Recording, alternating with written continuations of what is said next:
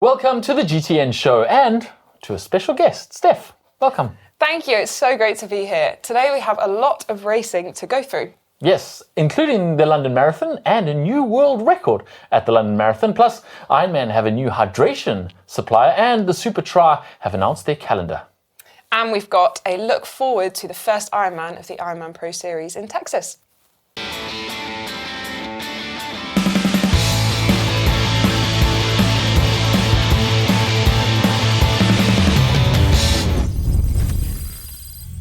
All right, you're probably wondering why Steph is here instead of my normal co-presenters. Heather, as you know, is already on maternity leave, and last week Mark went off on paternity leave. He has welcomed a little girl with his partner Cassie, so congratulations to them. We don't actually have a name yet, but I didn't want to do the show on my own and don't want to in the future, so Steph's going to join us. Thanks for joining us, Steph.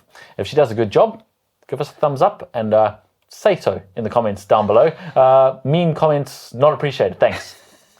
Also, if she does a really good job, we might just not ask Mark back. Let's start with some of the stuff we've noticed on the internet over the last week or so. I'm starting with this one, Thor Bendix Madsen, who is doing a really crazy hard training session on the turbo instead of racing Ironman South Africa. And I was questioning why he did that, so I read a little bit further on and he said, why did I not race in South Africa? 2 months ago, I suddenly felt pain at the top of my right Achilles and saw weird hard swelling.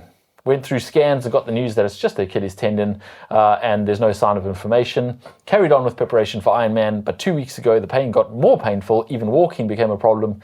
Had to withdraw from the race and seek more help. Turns out that it's a benign tumor which has to be removed by surgery this Wednesday. Not ideal, yeah. I mean, Achilles pain's never good, but yeah, that's not cool. Now he's going to have surgery. We wish him all the best for that surgery. World ranked number 33, so we really want to see him back up there and racing the big races later on this season. So fingers crossed for him. That's really a difficult thing to deal with as a pro. It certainly is. And unless you were living under a rock this weekend, you will have noticed that it was the London Marathon. And I think one of the biggest stories is Perez Jepchirchir setting the women's only world record of 2:16.16. Women's only meaning that there were no male pacers and no male runners around her. I mean, that's pretty quick. It's pretty quick. It was a very impressive race to watch, actually. I happened to be babysitting all three of my kids and basically just turned the volume up and up and up and up until I couldn't hear the kids because I wanted to watch the race. There were 4 women going into that the final mile or so, and they were all head to head. It was really close racing. But Perez Jepchirchir did push on and take that win and break the record. In fact, I think 3, maybe even all 4 of them broke that previous record. It was very impressive. And on the men's side, Monyayo took the men's one, not in a world record, but still a very fast time for him. A few other things from the London Marathon. Hardest geezer we spoke about a couple of weeks ago, running all the way across Africa, took a couple of weeks off and then ran a marathon, which I suppose was a bit... Probably felt quite short. Yeah, bit of a warm-up for him. He did do it for charity, the running charity. So yeah, congrats to him. I don't think he found it too difficult to cover the distance, and I don't think he was going for a PB either, running it for charity, but still pretty cool for him to be out there and supporting charity and supporting the London Marathon. And a triathlon-related story is that Ruth Astle's brother, Jonathan, set the world record for the fastest ever male runner with multiple sclerosis to finish a marathon in 3:07, which is amazing, and congratulations to Jonathan. Really cool, yeah, and pretty cool connection with triathlon too. Yeah, well done to Jonathan Astle there. Moving on, this is fun and interesting. We'll get to the race results later. There's quite a lot of race results today. But Cam Wurf got a podium at Ironman South Africa. But that's not really the impressive part. Cam Wurf, everyone's favourite hardest man, probably be triathlon's hardest geezer. He flew in to Port Elizabeth at the last minute to race the Ironman African Champs. Got third, but this is his week leading up to it. He said, "I'm totally exhausted. It's been a busy week for me. With the Amstel Gold Race on Sunday," he's a domestique for Ineos Grenadiers, if you didn't know, "and then Flèche Wallonne race on Wednesday before hopping on a plane, flying to South Africa and doing the Ironman African Champs," which he was in the lead of for a fair portion of that race. He traded the lead a few times, but he ended up in third, kind of getting pipped right at the end there, but still very impressive racing from him. I mean, that is hot. Most of the other pros pretty much didn't do any training from about the Wednesday before that. He was doing 2 races, some of the biggest races in the world as a domestic. And it's a slightly different taper, isn't it? You do wonder what he would do if he did taper, though. Like, I mean, how far ahead would he have been? Anyway, he got his Kona qualification slot, which he was stoked about, and we are stoked about too, because we always want to see him in those races. So we will see him in October. And then one more. A couple of weeks ago, I gave a shout out to a friend of mine, and I trained with him previously, a young up-and-comer, Jamie Riddle, who was required to jump through all kinds of hoops to get into the South African Olympic team. And he did very impressively jump through those hoops at the very last minute. So he's made the South African team, and now he's started his actual campaign to get fit and start racing, starting with a World Cup in Wollongong in Australia, where he got his first ever podium. So I'm giving him a special shout out. First World Cup podium, and yeah, a bit of a breakthrough for him. I feel like if he keeps doing these kind of results, I'm just going to have to keep giving him shout-outs on the show, which makes me a bit biased to everyone else. But, top South African triathletes coming through. Jamie actually was like a super fan when he was like 9 years old, and I was doing my first Ironmans and racing them. And his dad brought him along to all the races. He lived in the same town as me and Paul Elizabeth. So it's amazing to see his progress. And yeah, heading to the Olympics. I'm pretty stoked for him. Well done, Jamie. All right, on with Tri News, and starting with some news from Ironman, at least the North American events, if this is relevant to you, or you're doing an Ironman North American event. There's a new nutrition partner, although it's not actually a nutrition partner, it's a electrolyte hydration partner. The nutrition partner is still Morton, you can still get Morton gels, but now they have a on-course nutrition electrolyte partner, and it is Mortal, which is a weird name to begin with. And then we clicked on their website, and it's even more weird. What do you think of the website? The colours are interesting, and we highly recommend that you go and check it out for yourselves.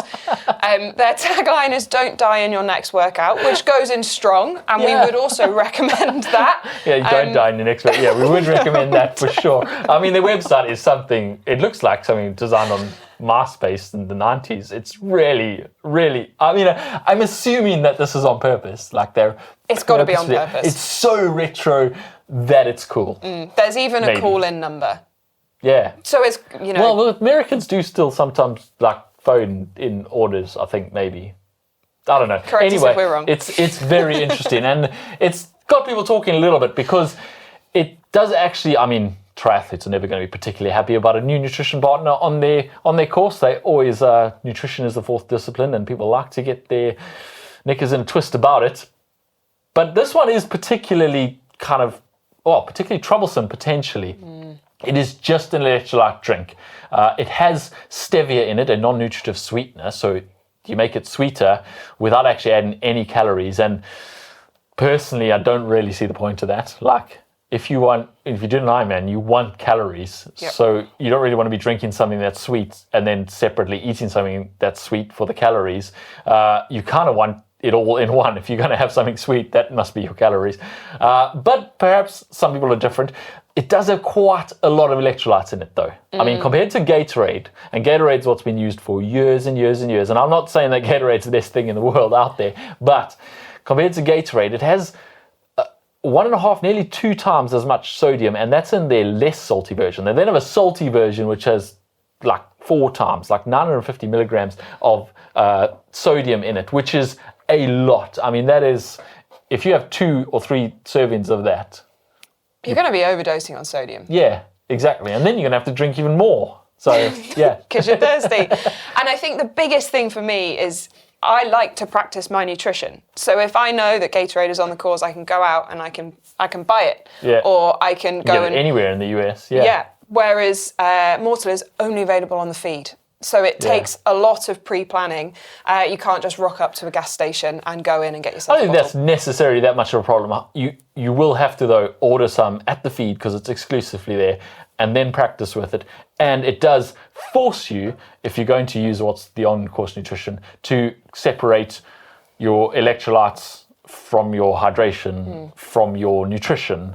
and 3 separate things, which is not necessarily a bad thing, but it is going to take some pre-planning. If you grab a bottle from the aid station, it's not going to be now energy or water. It's going to be electrolyte or water, and then grab a gel or something else from the energy, which makes it that much more difficult going through aid stations, especially if you are relying on those aid stations. And I think it's probably going to lead to more people relying on what they can carry on their bike, maybe carrying a little bit more on their bike. As we said, though, Morton Gels are still the official hydrogel sports fuel partner for Ironman. They really do specify their categories quite narrowly so that they can fill them with as many different things as possible. If you've tried it, let us know. We haven't had a chance to try it yet. We're not in America, so we haven't ordered any, but if you have tried it, let us know what it tastes like. They've got multiple flavors in their margarita, which is apparently just lemon, lime, berry, and mango. And as we said, they've sweetened them, so they might be really sweet. Let us know how they taste, whether they're palatable, and maybe when we head over to the US and do a US Ironman, we'll test them out. And moving on to the short course racing, what will be an incredibly exciting year for our short course athletes. The Olympic Games, followed by the new Super Tri calendar, which has just been announced. And we're kicking off with a doubleheader in the States, starting in Boston on August the 18th, and then Chicago on the 25th. It's the Chicago Triathlon, which hosts 8,500 triathletes, which is incredibly impressive and promises to be an awesome spectacle. Recently taken over by Super Tri. They now own that event, so they're going to put on the elite event plus all the age group races at the same time. That's August 18th and August 25th, and then September the 8th is the Super Tri in London, in Europe, and then they move over to Super Tri in Toulouse in October, before the grand final for the Super Tri in November in Neom. You been to Neom? I haven't been to Neom. I haven't been to Neom either, but it does look like an interesting place for a triathlon and for pretty much everything else. There's actually so much racing going on, it's kind of hard to keep track of. Already all those short course races are racing really hard and really regularly to get the Olympic qualifications sorted out. Most of them, some of them have got already ticked, but then they've got this, then they've got then they've got the Olympics, then they've got this, the Super Tri, and it culminates right at the end of the year in November, much like the long course athletes. And we were talking about this earlier. There is so much racing in 2024. It's quite incredible. The season's going to run all the way till pretty much December, with major races happening every 2 to 3 weeks from now until then. It is, it's hard to keep track of it all, to be honest. And it's great for us triathlon fans when we want something to watch on a Saturday afternoon. Yeah, exactly. Every Saturday afternoon for pretty much the rest of the year. We'll get to all those race results in a minute. Let's move on to What the Tech. Yeah, for What the Tech today, we have the running shoes from the London Marathon. This isn't really like new tech, but it is interesting to see the winners or the podiums at the London Marathon and what they were wearing. 4 of the 6 were wearing the Adidas Pro Evo 1, which is not really surprising. I think it's widely kind of accepted that that's one of the fastest shoes in the world for a ridiculous £500. You're going to buy a pair? No. You can't anyway because they're sold out, but they are £500 and that is ridiculous. Anyway, the only 2 exceptions, Jep Koskai in 3rd wearing the Adios Pro 3, the previous iteration of the same shoe basically, and Kenenisa Bekele, who was wearing the Anta C10 Pro. Ever heard of those? I have not, no. No, nor had I. So I Googled it. And the Anta Sports is Anta Sports Products Limited, a Chinese sports equipment multinational corporation headquartered in Xinjiang, China. And get this, it is the world's largest sports equipment company by revenue and 3rd largest manufacturer of sporting goods overall, behind Nike and Adidas. We should probably know who they are. It is literally the largest sports equipment company in the world, and I'd never heard of them. Anyway, Kenenisa Bekele was wearing their shoes, and they apparently make pretty good shoes because he came 2nd in that. In fact, he ran a Masters Marathon world record in them. His 2:04:15 was the fastest ever by a 40-plus-year-old.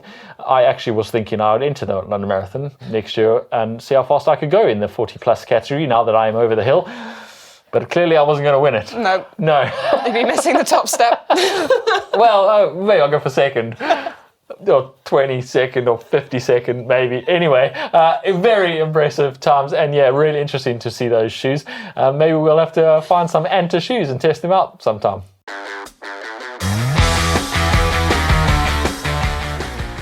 All right, on to race results, and quite a lot of racing happening. The season is kicking off properly now. We'll get to races coming up, starting though with Ironman South Africa. All eyes were kind of on Daniela Ryf, but Daniela Ryf didn't have a great day. In fact, she put a post up afterwards saying, my worst Ironman performance in tough conditions at Ironman South Africa made it a very difficult day. I knew it was going to be a hard race as my body was struggling with a glute injury in recent weeks, but I didn't expect it to go so far off the rails. However, she did finish 8th. So she finished, and all she had to do was finish to validate her Nice spot. So she's in for Nice. She says basically now she just has to do the training for Nice. And a huge amount of respect for finishing on a tough day, because we all know what it's like when an Ironman is not going well. So, and that might actually be the penultimate time we ever see Daniela Ryf race an Ironman. The last time being in Nice later on this year, because she's announced her retirement. So yeah, it would be nice to see her go out on a high with a really good Ironman at Nice, because this one clearly, we don't want this one to be a last one. Anyway, on to the results. On the men's side, Rasmus Svenningsson took the win ahead of Matthias Pedersen in second, and as we mentioned earlier, Cam Wurf in third. In fourth was Leonard Arnold, and all four of those guys get their Kona qualification spots. So they'll all be in Kona later this year. Congrats to all of them. And on the women's side, Marta Sanchez won, and she definitely took advantage of the fact that the swim was the full distance this year, getting the fastest swim time. Didi Diedrichs came in second, and Laura Zimmerman came in third. Marlene de Boer finished fourth, but she already has her slot for Nice this year, so it rolled down to fifth with Susie Cheetham, and she's a local Bath athlete, so we're very happy about that. Congrats to Susie going to Nice, not Kona, later on this year. So those guys all qualifying. 4 of them from each of those events. Some not such good news from the event, and I was following the tracker to see how the South Africans were getting on, and Matt Troutman disappeared from the tracker. Didn't really know why until we found out that he had crashed on one of the last descents with age groupers around. He said in this video that he put on social media, he's not sure what happened. He woke up in the ambulance. He believes he either swerved for an age grouper or hit an age grouper and did himself a pretty nasty injury there. He seems to have smashed his tooth and also broken his clavicle. So yeah, we wish him all the best. This is just a few days after Matt Troutman put a much more happy post on social media, because him and his wife were expecting their second child later on this year in October. So congratulations to them and their family, but also tough luck, Matt. Get well soon. Yeah, we wish you all the best for your recovery. And on to 70.3 Lapu Lapu. We have Els Visser in first, Anne Reichman in second, and Sanit Bragmeier finishing in third for the women. Yeah, and on the men's side, Henry Schumann took the win there with a very slow for Henry 1 hour 24:29 run split. So I imagine it was ridiculously hot. Sam Osborne in second with Thomas Bishop from the UK in third. Then 70.3 Valencia, and we had someone there on the ground for us to report, right? That's what you were there for? Yeah. Probably should have been racing. Yes, so it was the 70.3 Valencia, which is the first iteration of the race. It was a fantastic venue. However, unfortunately, I hit a pothole and broke my bike about 15 minutes into the ride. So my day finished early. I am fine, which is great. And that was your pro debut. That was my pro debut. Not a very auspicious pro debut. I think maybe what we do is just draw a line through that one and make your pro debut in a few weeks' time. Yeah? Absolutely. Yeah, okay, cool. So it wasn't your pro debut. Your pro debut is coming up soon. I wish you best for that. Meanwhile, the people who didn't hit potholes made it to the finish line, and that include Laura Madsen, who took the win ahead of Lena Meissner, with Carolina Pohl in third. And we had Leo Berger, who absolutely dominated all day, winning the men, followed by a sprint finish for second, with Jan Stratman taking the tape, or the second place tape, and Yannick Schlaufer finishing in third. Yep, fast racing there in that sprint finish. And then Challenge Gran Canaria happened. Marta Legautnik took the win on the women's side, and Jestin Harrit, never heard of the name Jestin, but I had to Google how to pronounce it. It's pronounced Jestin, apparently. Jestin Harrit from the UK took the win on the men's side. And finally, we had 70.3 Pro. It really has been a busy weekend. Yes. They just keep coming. They really do. Cecilia Perez took the win on the women's side, and Ronaldo Colucci took the win on the men's. And one final event, because we're getting excited for the Olympic Games and we keep watching more and more of world triathlon racing, short course racing, there was a World Cup in Wollongong, as we mentioned earlier, with Jamie Riddle taking second place. Ahead of him was Luke Willian from Australia. In fact, Matt Hauser was the favourite for that event, but he had food poisoning and couldn't start the event, but still got an Australian win on Australian soil. Jamie Riddle second and Diego Moya in third. And then on the women's side, Tilda Manson took the win, Maria Soto in second, and Ainsley Thorpe in third. All right, as we mentioned earlier, upcoming this week is the first Ironman of the Ironman Pro Series. It certainly is, and we have another big start list, which is really exciting. 34 women and 59 men. Massive start list. When you compare that to Ironman South Africa, there were 10 female finishers at Ironman South Africa for 4 slots, and there are 34 female starters at Texas for 6 slots. I mean, there are more slots, and also I think maybe 6 or 7 of the ladies on that start list already have their Nice spot, so it really could roll down quite far. But still, if you were just going for your spot and not actually going for the Pro Series points or anything, you were definitely better off going down to South Africa this past weekend. Anyway, it should be a very exciting race to watch. The favourite on the men's side, Patrick Langer. The favourite on paper, anyway, on the women's side, Kat Matthews, who is the defending champion. But also she hurt her calf at Miami, so we'll see what kind of shape she's in. She hasn't really run much since then, but Texas does suit her, and she did really well last year. So fingers crossed for that. It will be very interesting to watch. If you want to watch it, Outside Plus in the UK, in the US or Canada, and everywhere else in the world, you can watch it on the Pro Series website. Free live stream on there, everywhere else in the world. So tune in and watch the first of the Pro Series. We'll be able to start seeing who's actually really focusing on this series. As we said at the beginning, $1.7 million on the line for this Ironman Pro Series, which is a whole new prize pool that's never been there in the sport before. We'll see who's actually focusing on winning that and who's just ticking boxes to get to Nice at this point. All right, now it's time for our Pinboard, where we take a look at some of the stuff you guys have sent us.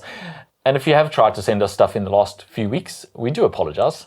Our uploader has been broken, so we haven't been receiving any of them. Yeah, a few weeks ago we did ask for your biggest fails in triathlon.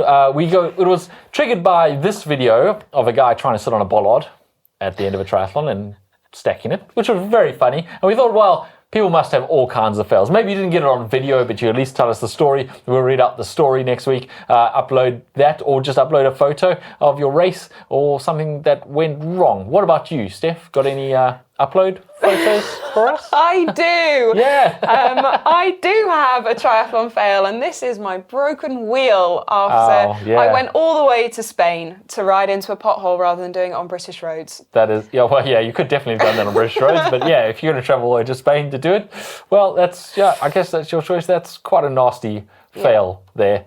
Don't ride on that wheel anymore. No. Get a new one. Definitely need to. I don't have any fails that I'm going to put up right now, except maybe I should, as our creator said, put a photo of our uploader up, because this month's fail has definitely been the uploader. Anyway, it is working now, so send us your fails in triathlon, and next week we could be featuring you on the show. Say what? Good work.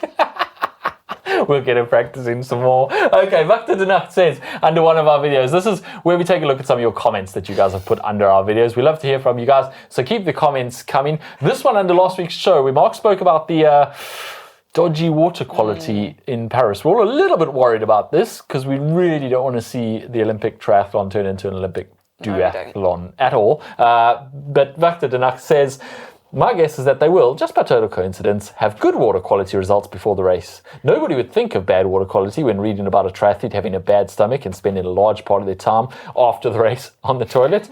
But the race is done and the new Olympic champion will make the headlines, not the water quality.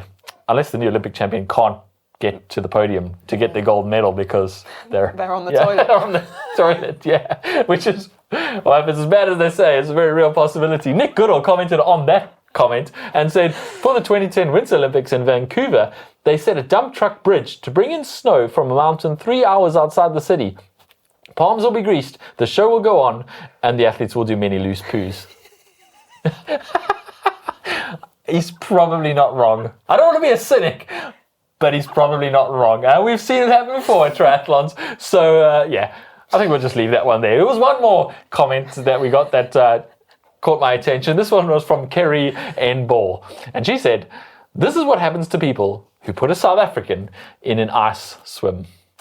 If you will remember, not too long ago, Mark threw me in Vobster Lake in an ice mile, which wasn't a mile, it was about 40 meters, and it was 7 degrees and no wetsuit. It was pretty cold.